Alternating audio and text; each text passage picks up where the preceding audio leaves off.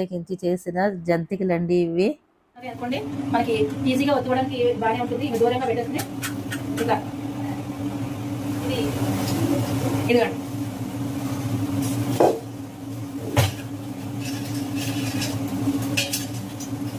ఇవి కారం లేకుండా పాపాయి కోసం చేసిన జంతికలు అనమాట.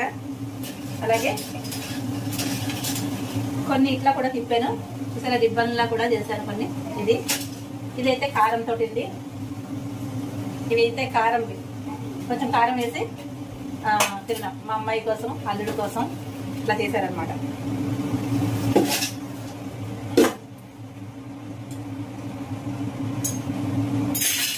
ఇంకొక శబ్దం, మన ఛానల్లో పులిహోర ప్రీమిక్స్ ఉందండి.